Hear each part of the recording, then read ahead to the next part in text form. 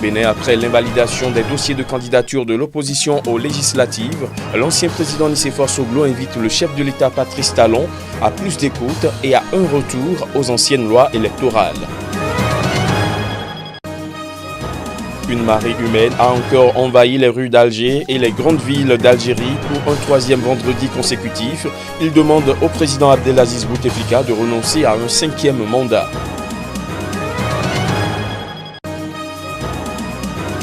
Et puis 42e journée internationale pour les droits des femmes. Plusieurs milliers de personnes se sont rassemblées dans plusieurs villes de France pour dénoncer notamment les inégalités salariales et les violences sexistes.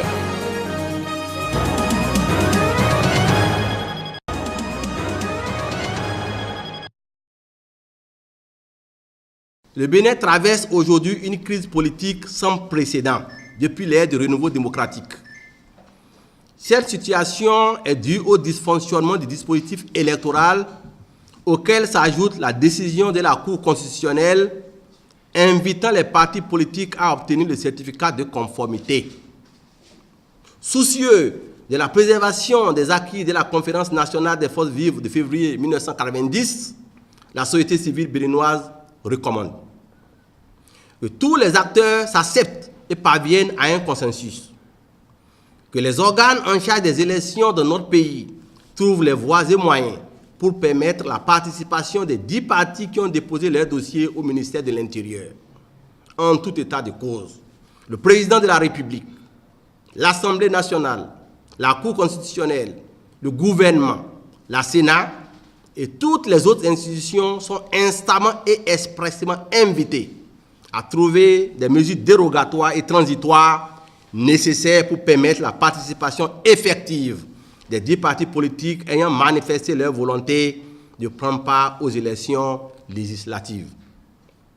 Dans tous les cas, les organisations de la société civile béninoise suivent avec beaucoup d'attention et intérêt l'évolution de la situation et insistent sur l'impérieuse nécessité d'installer la 8e législature au plus tard le 15 mai 2019. Elle remercie aussi d'avance les partis politiques impliqués pour leur bonne foi et leur volonté sincère de participer aux assises en vue de dégager un consensus à valeur constitutionnelle pouvant permettre à tous de participer effectivement aux prochaines élections législatives.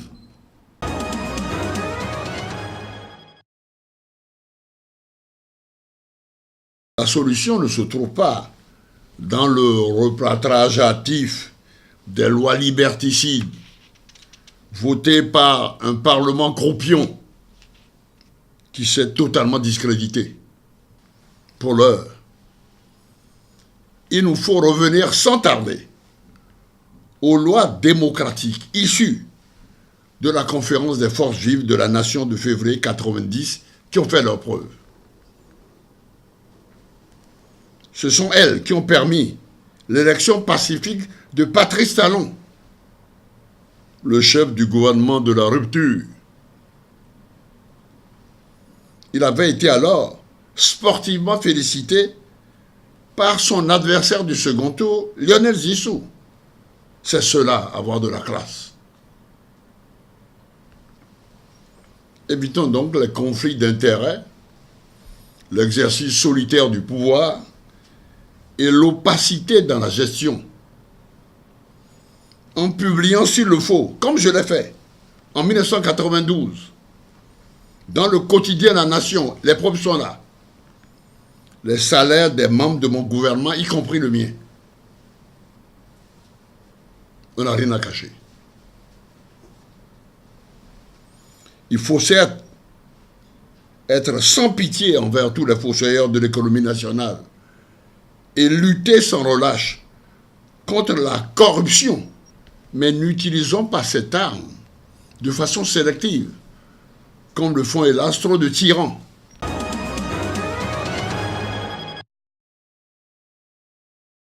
Si le dossier de candidature du candidat Abdelaziz Bouteflika, dont tout le monde sait à minima qu'il est malade, à maxima qu'il est mort, il est évident que c'est impossible de continuer à cautionner une élection avec un candidat qui est mort.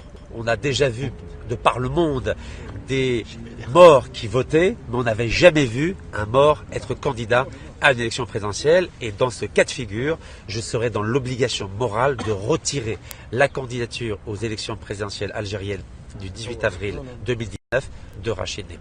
Homme d'affaires né en France, Rachid Nekaz, 47 ans, a organisé vendredi une manifestation avec une centaine de ses partisans devant l'hôpital où a été admis le chef de l'État algérien pour des examens médicaux. La porte-parole de la police de Genève a confirmé l'interpellation de Nekaz qui est auditionné dans les locaux de la police puisqu'il fait l'objet d'une plainte pour violation de domicile. Elle a expliqué que la direction des hôpitaux universitaires de Genève a porté plainte après que Nekaz a pénétré dans l'hôpital malgré plusieurs mises en garde. L'homme d'affaires sulfureux draine des foules de jeunes enthousiastes partout où il passe en Algérie. Mais son dossier de candidature à l'élection présidentielle du 18 avril a été rejeté car il possédait jusqu'à encore récemment la nationalité française.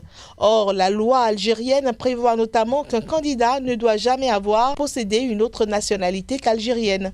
Bouteflika a rarement été vu en public depuis qu'il a été victime d'un accident vasculaire cérébral en 2013 et sa tentative d'obtenir un autre mandat aux élections du 18 avril a suscité des vagues de protestation.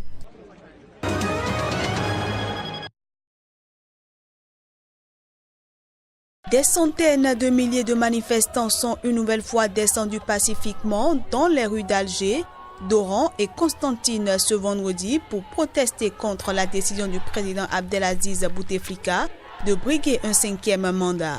Très largement supérieure à celle des manifestations des 2 derniers vendredis à Alger, la mobilisation est difficile à chiffrer, les autorités ne donnant aucune évaluation du nombre de protestataires.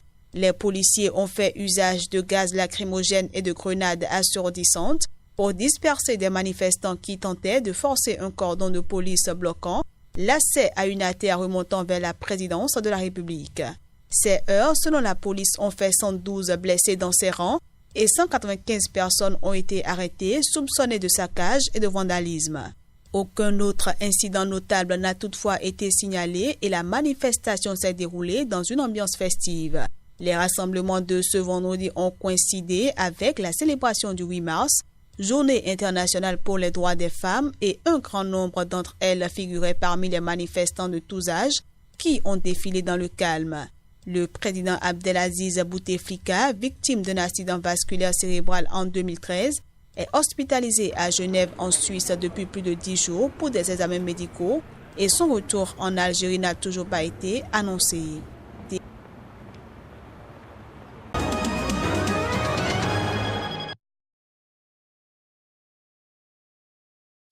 Comme chaque année, le Cameroun célèbre la Journée internationale de la femme.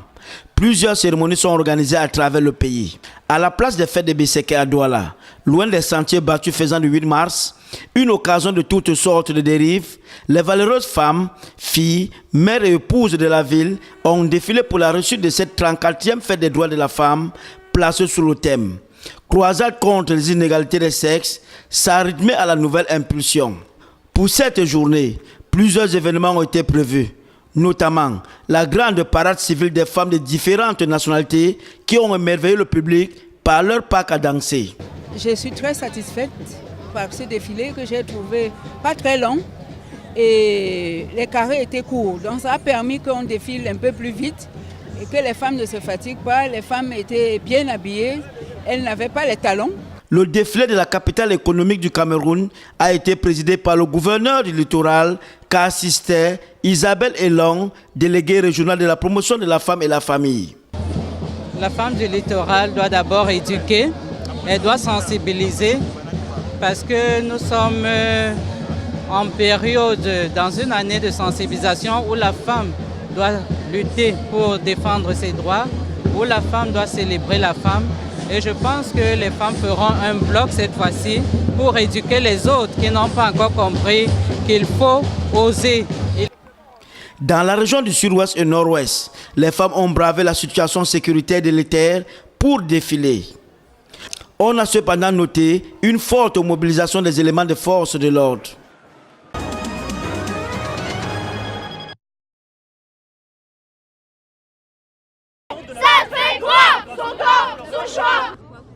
Au quotidien, ça veut dire faire remarquer quand il y a des remarques sexistes au bureau, ça veut dire essayer de faire comprendre à son chef que d'utiliser le féminin pour les noms de métiers, ça se fait, d'essayer de faire comprendre qu'il faut une égalité salariale, d'essayer de faire remarquer quand il y a même des femmes qui font des remarques sexistes. Alors tout à fait, on pense qu'il y a une bonne relève. D'ailleurs, on reparle d'ailleurs du MLF. L'hymne du MLF est beaucoup chanté ces dernières années, donc oui, et on en est très heureuse, oui, tout à fait. C'est très important et ça fait du bien. C'est une inégalité de salaire, une inégalité par rapport à l'accès aux postes à responsabilité. C'est tout un tas de choses. C'est une inégalité par rapport aux promotions, à l'évolution de carrière en général, aux formations, etc. C'est un ensemble, hein, c'est un ensemble. C'est le même ensemble qu'on trouve comme dans beaucoup d'établissements, malheureusement, quoi, voilà. Et puis en plus...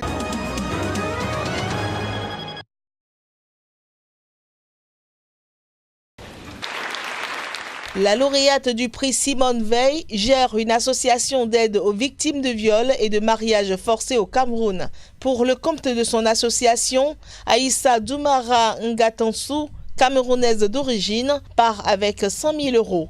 Le président français qui a remis le prix a par ailleurs annoncé la création d'un fonds doté de 120 millions d'euros afin d'aider les mouvements en faveur des droits et de la condition des femmes.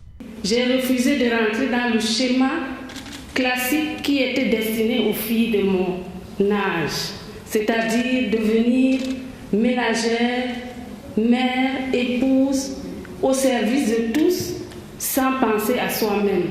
J'ai refusé cela et j'ai continué mes études et je me suis engagée pour qu'aucune autre fille, aucune autre femme ne vive de la violence, ne soit obligée de faire la volonté de quelqu'un d'autre juste par pression, juste parce qu'elle est née femme.